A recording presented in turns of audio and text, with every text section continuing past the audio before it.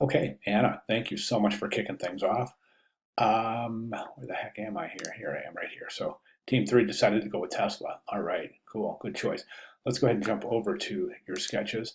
And I think the really nice thing about this presentation is that you are kind of you've taken the assumption that the viewer doesn't know anything about what they're looking at. And that's smart. And that's how, and those of you who are watching along with this critique, that's how I want you guys to start thinking about your presentation in any project at all, digital or print.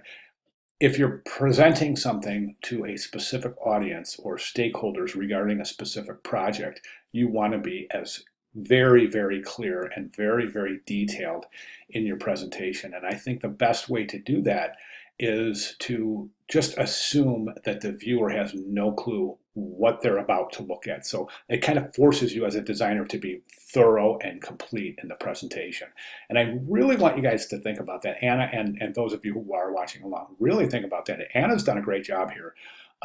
Really just, really bringing this down to detail with the assumption that the viewer has got to have a complete notion of what's, by the time the presentation is over, the viewer should have a good idea of what's happening here. So, and I think we do have that here. So good job, Anna. All right, let's go ahead and take a look.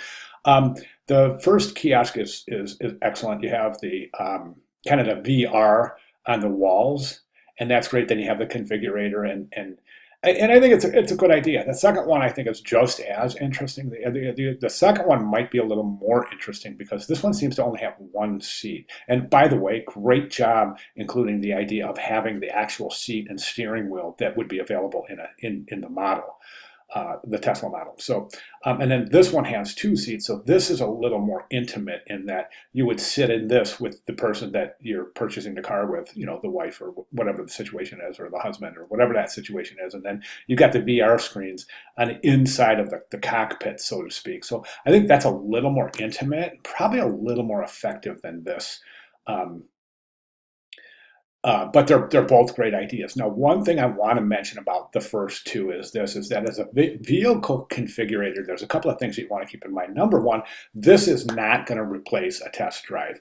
I mean, you think of a Tesla or any car. I mean, cars are expensive. You got to drive that thing. You have to have you have to have a physical relationship with the vehicle before you're going to buy it. And I think 99% of the people out there would agree that yes, I want to drive that thing and not a VR test drive. I want to drive that vehicle um, before I make my decision. And I think that's important. So I just want to be specifically clear that the kiosk is not meant to replace a test drive.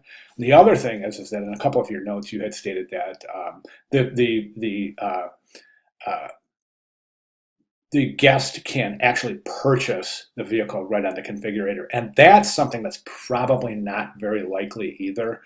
It's great that you have the screen that gives the financing options and give the viewer an idea of how their payment might look depending on down payment, et cetera, credit history, et cetera. So that's really fantastic. And you're right, it eliminates the salesperson for the most part. Eventually, you're going to have a salesperson, especially in a purchase of sizable dollar amount, such as we see in vehicles. But you're right. I mean, one of the reasons most people don't enter a dealership is because of the high pressure and the little tricks that salespeople play. I mean, we're all aware of them, and nobody's comfortable with it. Yet it persists and it persists. So I think this is a really good, some really great ideas here. So, but the main thing the configurator is going to do, and let's jump to your third example. The main thing the configurator is going to do is allow you to, let's say you've chosen the model you want, all right, or the model you're interested in.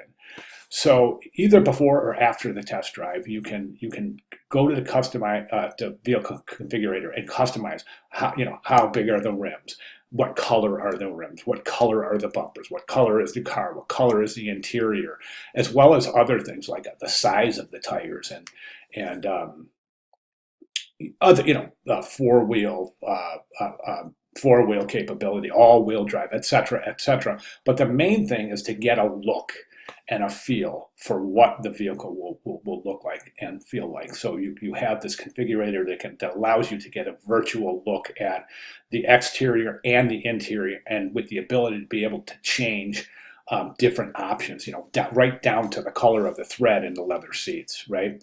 So I think that's important. So again, just in summary, I don't think the configurator is meant to replace the test drive or replace the final interaction with the salesperson. However, certainly is able to provide a lot of the interaction that might happen with the salesperson, plus a lot of the interaction that wouldn't happen with the salesperson, as the particular model that you want, including the color of the thread in the seats, the color of the interior, the color of the steering wheel, the color of the leather, the color of the carpet, etc., etc. Is we can't do that without a configurator, because all of those features, you would have to have the model available with all those features, right? So the next best thing is to see it. And I think you've done a great job on your ideas. So fantastic. Thank you so much, Anna. And thanks for kicking things off. And once again, thank you for being so thorough. Okay, any questions at all, please let me know. Thanks, Anna.